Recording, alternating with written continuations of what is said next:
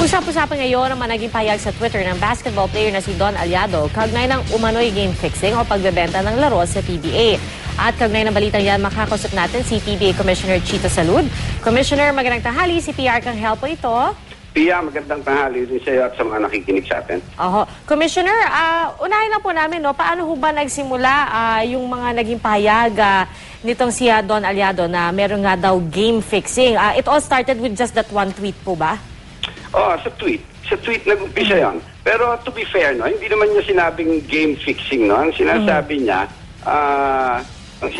niya, inaayos daw ng PBA kung sino ang papasok sa mga semifinals at sa finals. So, yung game fixing kasi iba ang kahulugan nun. Ibig sabihin merong nakikialam na external forces.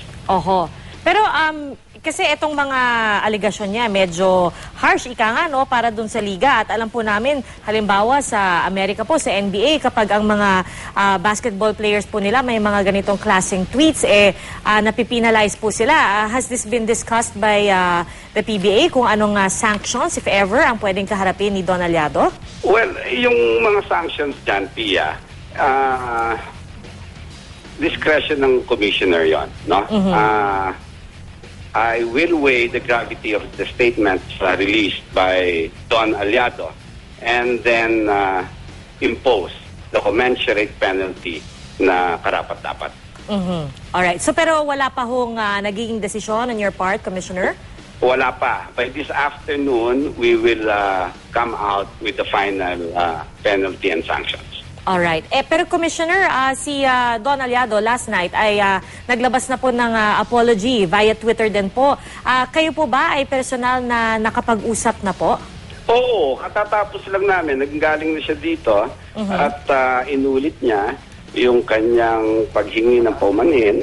Sinabi niya na resulta yon ng kanyang emosyon sa pagkatalo ng team niya sa Powerade.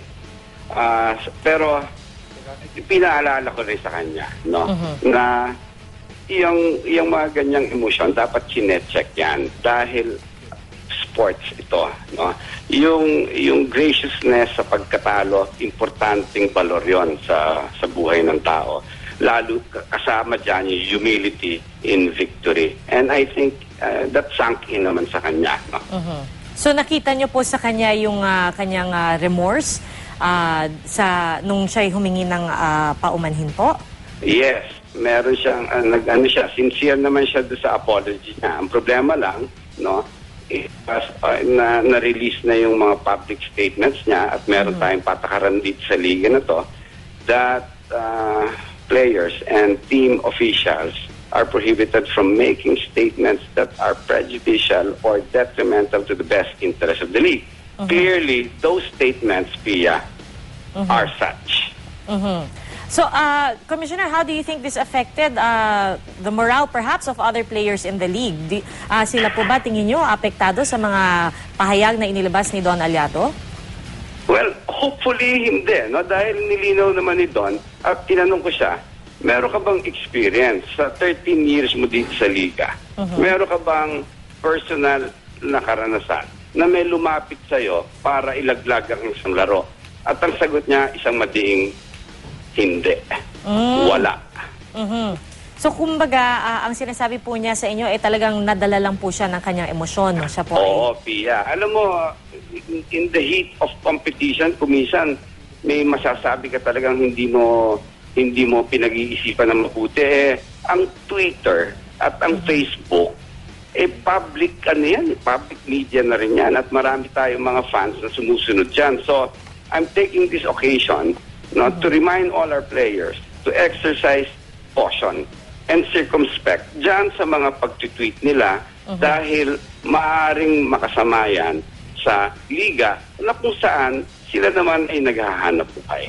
Alright. Commissioner, mensahe na lamang po sa mga basketball fans, PBA fans po na nanonood. Sa lahat ng mga fans ng PBA, walang linawin.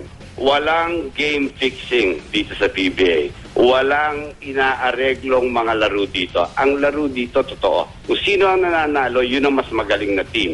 At walang kinakampihan ang mga referees dito. So, sana ipatuloy nila yung pagsubaybay nila sa PBA dahil pinagaganda natin to para sa taong bayan. Alright, PBA Commissioner Chito Salud, maraming salamat po at magandang tanghali po sa inyo.